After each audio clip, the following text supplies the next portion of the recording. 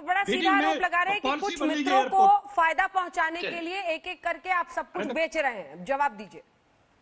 मैंने गिनाया, इसमें जवाब क्या? ये तो देखिए अंजना जी, चलिए अब तो आप बीच में नहीं बोलते हैं। मैं देखिए अखिलेश जी, आपका एक अच्छा गुण है कि आप बीच में नहीं बोलते, इसका तो मैं सम्मान करता हूं।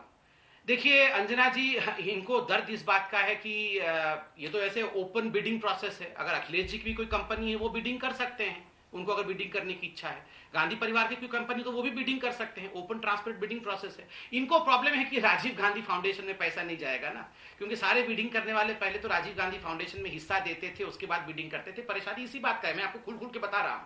इन्होंने कहा प्रॉफिट मेकिंग कंपनी को बेच रहे हैं। पहली बात तो बेचा नहीं जा रहा है, इंडियन रेलवे को कोई बेच नहीं रहा है, कोई प्राइवेटाइज नहीं किया जा रहा है, उसमें एक एडिशनल पावर लाया जा रहा है। और बाय द वे, यहां आप किसी से भी पूछ लीजिए आज, Indian railway profit making company है कि नहीं, और कब से। अभी आशुतोष जी ने क्या बताया कि 5 वर्ष में अगर सारी पटरियां नहीं बदली तो इंडियन रेलवे चल नहीं सकती है। इस प्रकार की ऑपरेशन का लॉस होता है। 70 सालों से इंडियन रेलवे इस प्रकार से चल रही।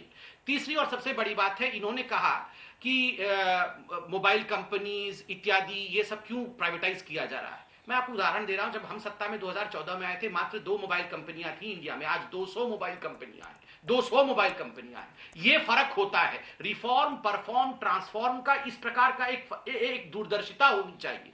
आज आप देखिए, आप मेट्रो, जब मेट्रो आया था वाजपेयी जी के समय, मेट्रो को एक कंसेप्ट लाया गया था, श्रीधरन जी आए थे, उस समय भी लोगों ने अपोज किया था। उस समय भी लोगों ने कहा था, और मेट्रो ने कुछ बहुत सख्त रूल बनाए थे कि इस पे कोई कोर्ट में केस नहीं हो सकता, इस पे किसी प्रकार की सवाल जवाब नहीं हो सकते हैं। आज मेट्रो का फायदा हुआ है कि नहीं, आप बताइए।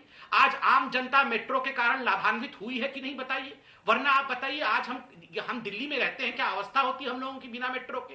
यही सीपीआईएम मेट्रो को अपोज कर रही थी। मतलब टूथ एंड नेल सड़कों पे उतर करके मेट्रो के खिलाफ आवाज बुलंद कर रहे थे। आज वाजपेयी जी के कारण मेट्रो के कारण हमें फायदा हुआ है। मैं पार्लियामेंट कमेटी का चेयरमैन था उस समय। रुकिए, अभी एविएशन के लिए आप झूठ बोल तो आदत हो गया।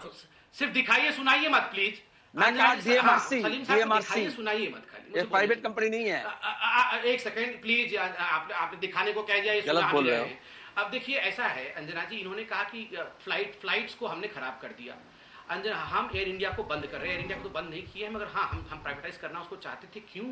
एयर इंडिया को सफेद हाथी किसने बनाया? कुछ गूगल कर लीजिए। सिर्फ 500 करोड़ रुपए प्रत्येक महीने लगते हैं एयर इंडिया को केवल मेंटेन रखने के लिए।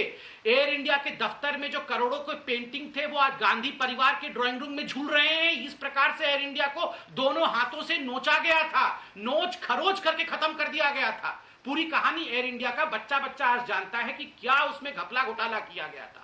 ये घपले घोटाले नहीं हो पाएंगे, गरीबों को लाभ होगा। वेटिंग टिकट के लिए मैं गरीबों को एड्रेस कर रहा हूं डायरेक्टली। मोदी जी चाहते हैं कोई वेटिंग टिकट का झंझट ना हो। पता है अंजना जी, आपके घर में जो लड़का काम करता होगा, जो मेड सर्वेंट होगी, जब छठ के समय वो बिहार जाएगी या जाएगा, तो वो अंजना जी आपको बोलता होगा या बोलती होगी, अंजना जी प्लीज किसी को फोन करके जरा हमारा वेटिंग टिकट कंफर्म करा दीजिए ना। 10 बार बोलता होगा। अंजना जी आप कराती होंगी, मैं कराता हूं। ये नहीं होगा।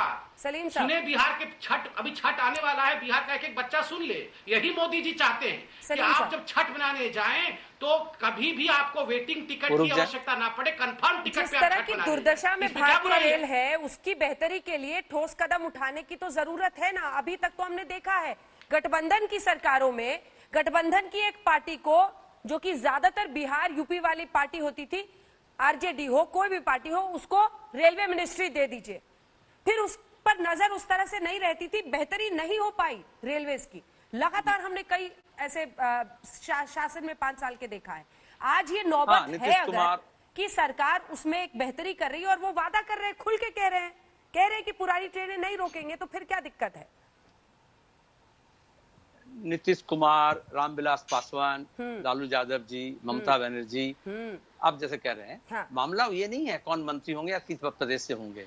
रेल की दुर्दशा है, इसको आप मान रहे हो, लेकिन 13,000 ट्रेन के अंदर से 150 ट्रेन अगर जो लुक्रेटिव है, जो ट्रंक रूट्स है, उसमें अगर आप दे दोगे हावड़ा से चेन्नई, हावड़ा से गुवाहाटी, सियालदह से गुवाहाटी, तो उसमें छठ पूजा का सबका आसान हो जाएगा जाना। इसी को बोला जाता है बबौलापन।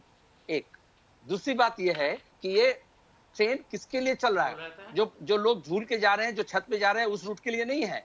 ये दिल्ली लखनऊ वाला जैसा रूट है, शताब्दी वाला ट्रेन है। तीसरी बात यह है कि वो बोले कि पूंजी आ जाएगा, 30,000 करोड़ का लागत होगा, इसमें है लिखा हुआ, लेकिन पूंजी कोई घर से नहीं लाके देता है, बैंक से लेता है। आपको मालूम होगा जब इलेक्ट्रिसिटी का मामला हो रहा था, ये जो एनरॉन कंपनी से लेकर के, जेपी से लेकर के अदानी पावर्स, जब बैंक में जब घोटाला देखने को मिला, जब बैंक का एनपीए बढ़ा, तो सरकार पार्लियामेंट में कही कि जो पावर सेक्टर फेल कर गया, प्राइवेट कंपनी जो पैसा लिया था बैंक से, वो वापस नहीं कर पा रहा है। तो ये जनता का पैसा है, किसी का बाप का पैसा नहीं है, पैसा हमारा और आपका है।